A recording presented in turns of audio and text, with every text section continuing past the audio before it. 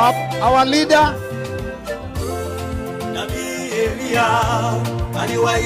Camera.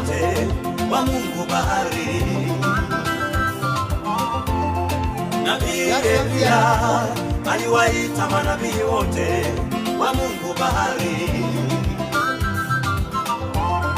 Lengo la Elia ilikuwa ni kumthibitisha Mungu wa kweli ni yupi kati ya Mungu wa bahari na Mungu wa mbinguni.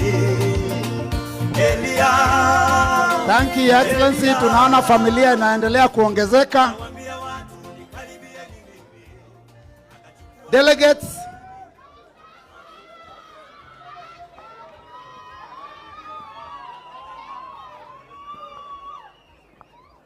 Delegates, we now want to invite our party leader to confirm whether he accepts the endorsement given by this National Delegates Conference.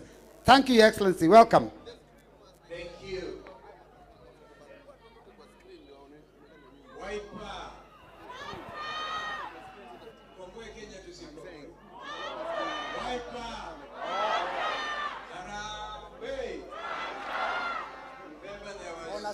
Need for concerted Harambee effort, it's now.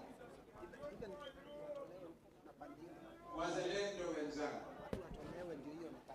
with a deep sense of duty and high resolve, I accept your nomination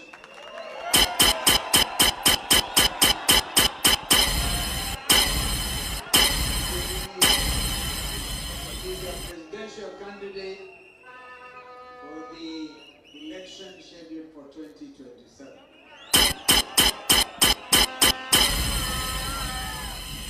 I accept it with a full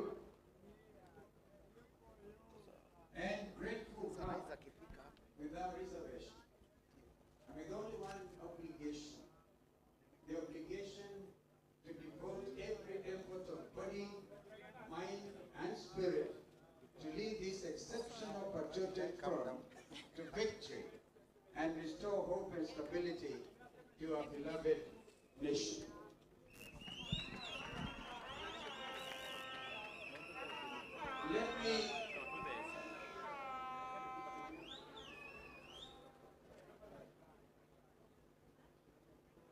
Let me, however, take a moment to thank the Almighty God, who has been my guide. Without him, definitely I would not even be here today. To my family, some of whom you have met, and now my extended family also goes to places like Kirinaga.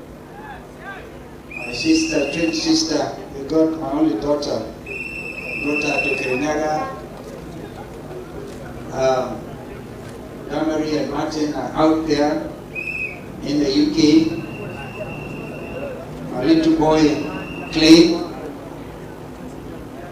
very fond of him. Ken and Mama Pauline and Debo and Siomodi. That's the camp of your name.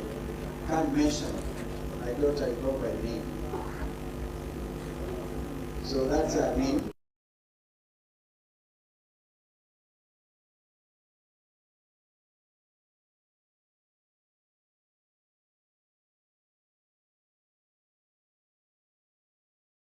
To my friends and family, who are here or watching online,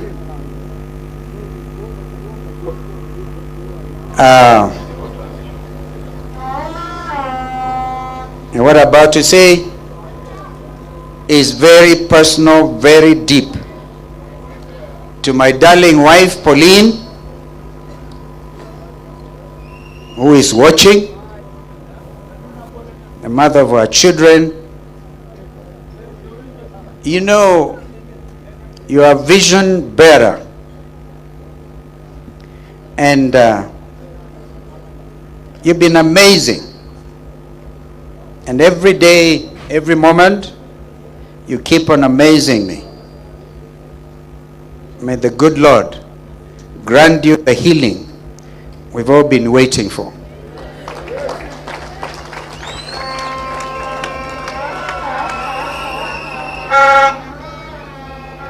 To our fellow citizens,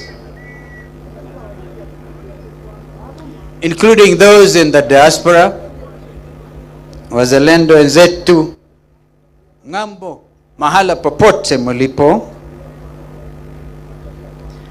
we have come of age as a nation. To the international community present here today, I acknowledge your presence, members of the diplomatic corps, and those who are here personally sent representatives. We thank you. You are true partners in this journey of having a stable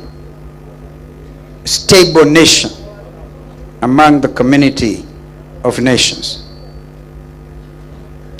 Well, Deputy President, my brother, Rigathi Gachagua,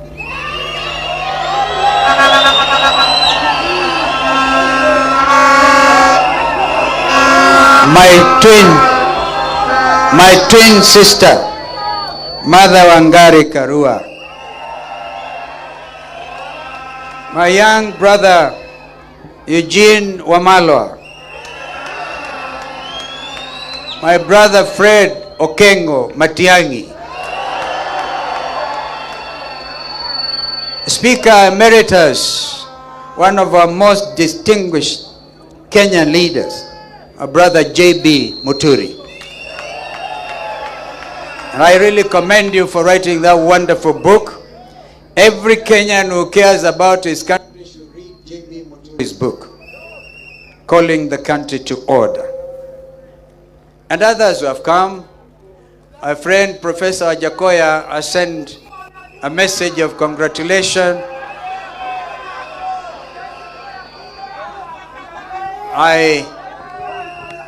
Our friend Governor Mutembei of Tanzania has actually gone down with flu. He really wanted to be here.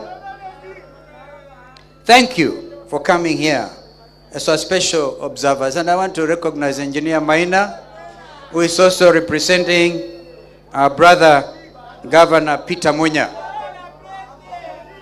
Fellow patriots, and now we seek your indulgence. I seek your indulgence. Comrades, power. Comrades, silence. Today, I stand before you with both a heavy heart and renewed determination. Our country is hurting. Our people are suffering. And this suffering is not accidental. It is the direct result of poor leadership, misplaced priorities, and a betrayal of public trust. Yet, even as we acknowledge the pain, we must never lose sight of our power to change things. I'm here today not to lament, but to lead a revolution of hope, to remind you the Kenyan spirit is unbroken, and that the dream of a better nation still burns brightly in our hearts. Wazalendo wenzangu, please listen clearly. Hope is alive, and together we shall reclaim our country, we shall rebuild our economy, and restore the dignity to every Kenyan household. Our patriotic front chose this venue, Uhuru Park, for many reasons, some of which have been elaborated by our brother Zain. History has been made here, and today, our present and our future will be proclaimed from this venue. This is our, please give me your ear. We'll come to that. This is our present circumstance today. And let us speak honestly about where we are. Na wauliza jameni unyamaza. Wewe nyamaza kidogo. Each day dawns with a new levy, a new penalty, and a new heartbreak. We pay taxes for services we never receive. No jobs, no medicine, no food, and no relief. This is not taxation for development. It is taxation for the survival of a few who know Ruto. We are a nation with one of the best educated populations in Africa. Yet our young people, bright, creative, and full of potential, remain unemployed and disillusioned. Our graduates hawk goods on the streets, while unqualified cronies occupy top positions in government. This is not the Kenya we envisioned, or indeed that envisioned by our founding fathers. Our hospitals are understaffed and under-equipped. Mothers give birth in fear, literally, in fear, because they don't know whether this COVID thing will pay their bill. Doctors go unpaid. Our hospitals run out of essential drugs. What should be universal health care has been turned into a playground of corruption. Shift forced on Kenyans has become the most consequential threat to our well-being. Education, once the key to opportunity, has become a burden. Parents are drowning in debt. Teachers and lecturers are demoralized. Students are uncertain of their future. As we speak, some of our best brains in this country, university dons, are on strike, and nobody seems to care. They have gotten our universities defunded, literally. A government that toys with children's education has lost its moral compass. And what of our economy? Once a beacon of growth, it now lies in disarray. Industries have closed, investors are fleeing, and ordinary Kenyans are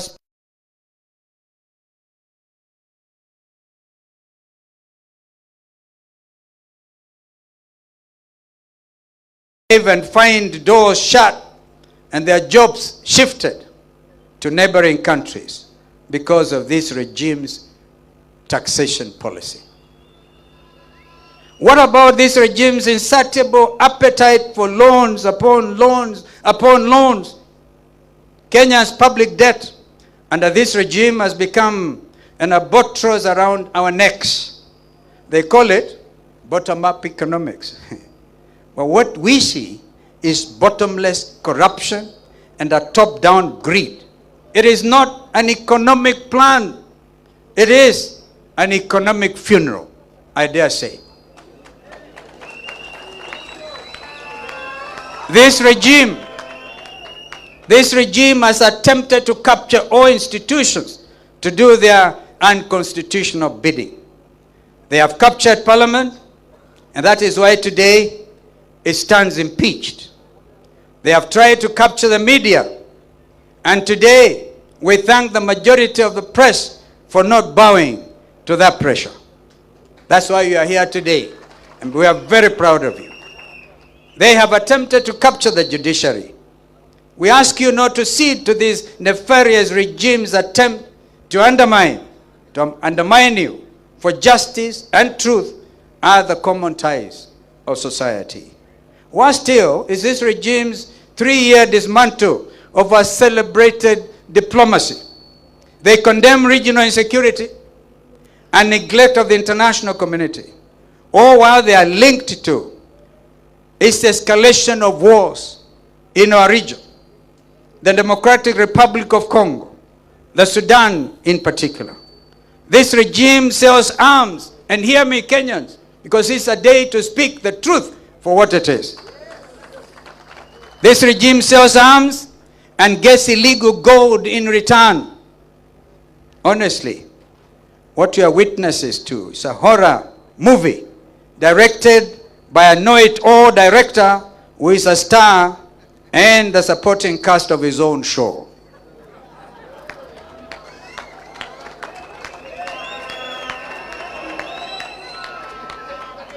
The Ruto regime calls for reforms of international institutions and global agendas, including climate change, while he auctions our forests for carbon credits for his own personal aggrandizement. Kenyans must know this. Even our forests, our national parks are up for auction. The very oxygen we actually breathe. Most heartbreaking of all is the plight of our young people, the Gen Z generation, bold, creative, and courageous, took to the streets to demand justice, to demand jobs, to demand dignity and accountability. But their voices on June 25th, 2024 were met not with dialogue, but with bullets and intimidation. A government that silences its own children has lost the right to lead. Wazalendo wenzangu.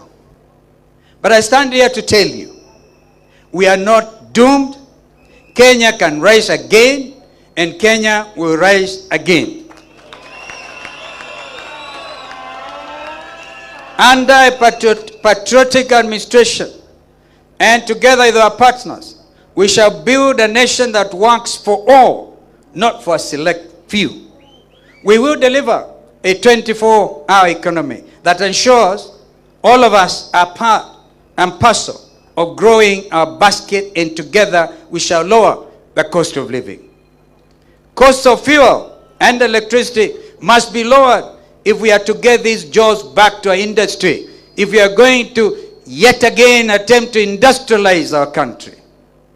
Transformational projects like the High Grand Falls Dam that will generate 700 megawatts of electricity, a Vision 2030 project under Kibaki and ourselves, must be activated, not Ruto-preneured.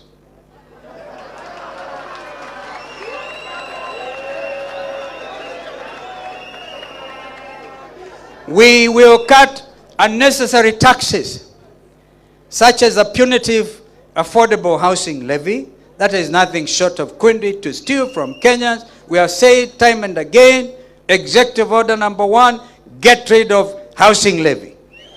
We will have an affordable, relatable, and predictable policy that not only addresses our challenges, but also considers the vast opportunities in manufacturing, in agriculture, in education, and in blue economy. Our economy be driven by innovation and integrity, not corruption and coercion. We will create real jobs for the youth. Every county will have a functional youth enterprise fund. Remember, youth enterprise fund swept under the carpet. Which will be transparent and theft-free. We'll establish technology hubs, create centers, and local industries to absorb young talent. Professionalism, not Rutoism, will get you a job. Wazalendo wenzangu, I promise you this. The Wiper Patriotic Front's Director of Elections will not become your next chairman of Kenya Revenue Authority. That will never happen. No child should ever be denied education because of poverty. We will fund our schools adequately, value our teachers, and recognize vocational skills alongside academic qualifications. Real education, not those fake self-appointed degreeship, but must once again be the bridge to opportunity. Our patriotic administration will restore dignity and meaning to our schools and our universities. We will not be a striking nation. We shall be a working, dignified nation. We will deliver affordable, quality health care for all. Medicines will be available in every hospital, and our healthcare workers will be respected and fairly compensated. Health will not be a privilege. It is a right, and indeed an Article 43 right of our Constitution. We will build a just, safe, and united Kenya. Police brutality, obviously, will end. In fact, I think it has ended today, because if anybody had wanted to bring goons here, it can't work.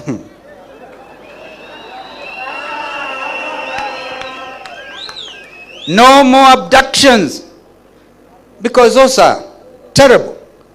And no more fear. We will unite Kenyans across all communities, because a divided nation indeed cannot prosper. These are not empty promises. These are concrete plans, practical, people-centered, and achievable. This is what a Kalonzo Musyoka-led administration will stand for: justice, opportunity, dignity, constitutionalism, and the rebirth of this nation. My brothers and my sisters, the time for lamentation is over. The time for excuses is gone.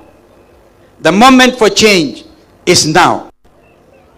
This movement is not about you, the people of Kenya. It is about your families. It's about your children, about your children's children, and the future of this nation.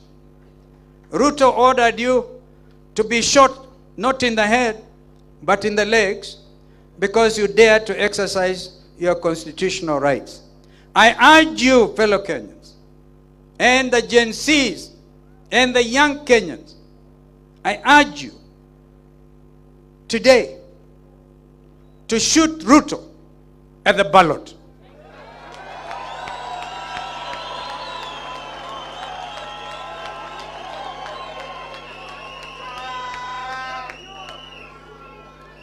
If you have not yet, I implore you to register to vote. How many of you are ready to shoot Ruto at the ballot?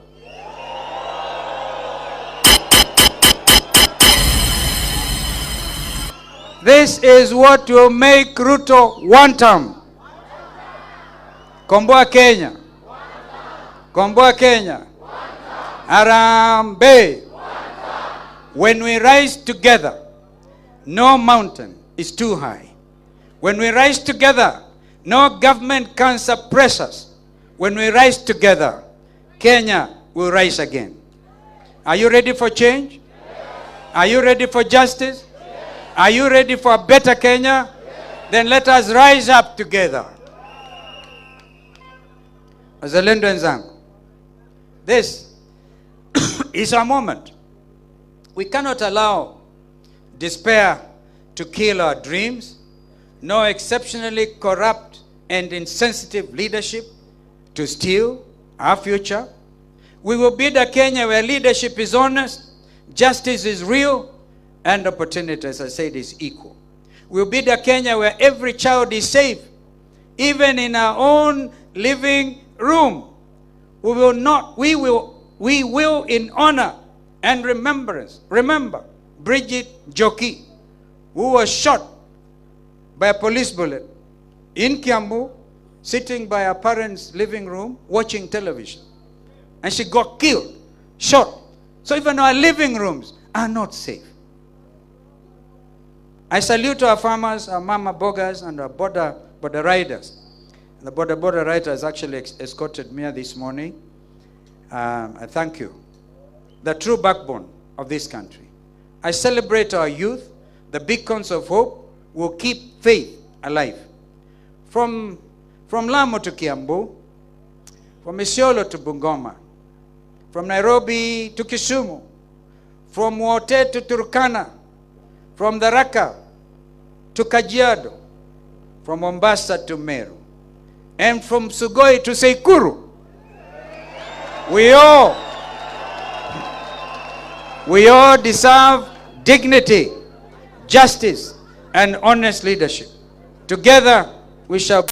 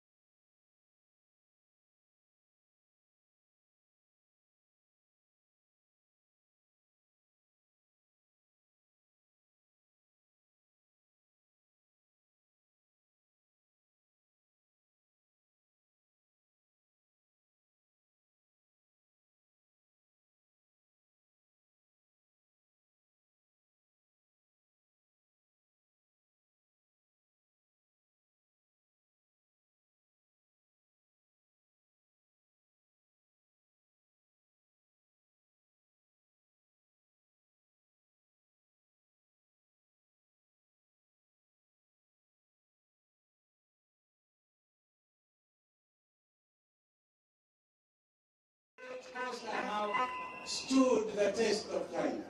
A very great cost.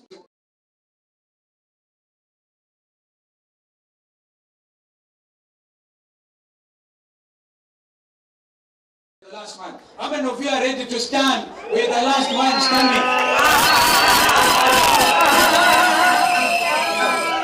May God bless the wife of Patriotic Front. Thank you so much for putting the confidence in me. You know, we always work as a team. We consult.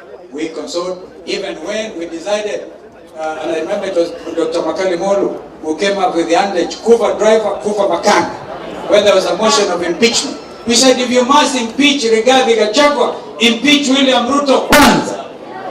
I think they have since realized the folly of those actions. Actions have consequences.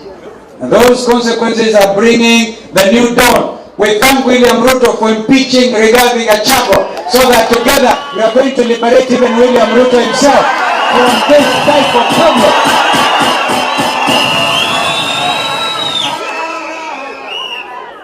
And they say, it was Shakespeare who said, there's a tide in the affairs of man, taken its height, leads to fortune. Abundant. The rest of life is lived in mystery. It's a paraphrasing. I want to encourage you, Ndugu Rigathi. You stand stronger than when you are deputy president. Nobody knew you. Now the country knows you. My sister mother, my twin sister, you were with Ruto, Raila's running mate. You were the first one to say, he, haifanyiki, most principled, amazing Kenyan lady, even the region, standing for justice, and everywhere in our region. My sister mother, I'm very proud that you call me your political twin. We will stand together. My brother Eugene, Mama, these last 2 years, we've been on those trips everywhere, across the length and breadth of this country, waiting for other friends to come like Fred Matiang'i. And J.B. Muturi was waiting for him to be fired. And he got fired. And it is good that Ruto fired J.B. Muturi. My brother Setorome, a brilliant mind in numbers. You see, now we're going to lead this revolution in real time. This coming election will not be stealable. And we must tell IBC, either they want to be on the right side of the history and deliver that image of a rotten IBC, or they're going to do the just thing. Data-driven campaign. That is what our brother Torome Saitoti is able to do along with other people. We are so proud of it. Our brother, Governor Mutembei, you did meet severally with our friends and our brother Eugene.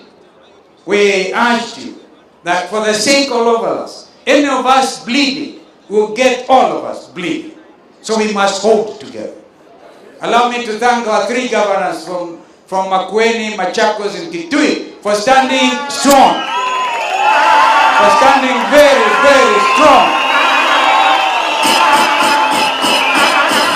Yani, they know what the Constitution says. What the Constitution says. They know. There are 2 levels of government. They're independent, they know. So I told them, when William Ruto comes calling, you are the governor, but he must recognize you. You are the home governor. You are the ruler of your county. Don't go out there. William Ruto does not believe in devolution. Even if he is trying everything to kill devolution, we will make sure that the 3 of you will multiply and multiply. God willing, when we take the count in 2027, we shall be more than 30 governors in this, so that we can save our country. I want to thank our members of parliament. If you can please stand. I'm very proud of those team. That team, they refused kupatiwa pesa na briefcases. They stood. I can see a lot of you others are going to join Wiper Patriotic Movement because of you. So we celebrate you. We celebrate you. Our MCAs, if you could please stand wherever you are. Never mind the confusion once in a while. Governor Douglas Bilo, you are smart here and you know how to hold the ground. Thank you for putting the question and for endorsing my candidature. May God bless you. The people of Makwiny, the people of Kitui, the people of Machako, and we have MCAs, the people of Taita Taveta. The majority leader is from Taita Taveta. We thank you.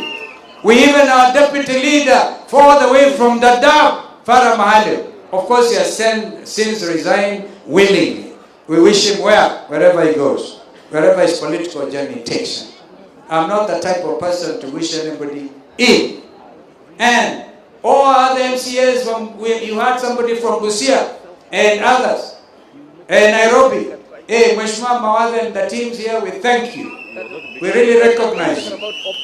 Yeah?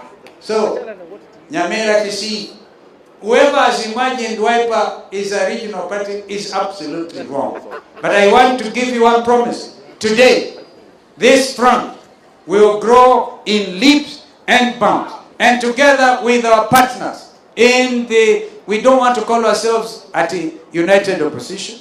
This is the government in waiting. This is the government. I want to recognize all of you delegates from Mashinani, wherever part of the country you come from. I have a little daughter called Nadi Girole. Nadi, I think you speak out there. That little girl. Our late father was a candidate for Isiolo North one time when we were audience.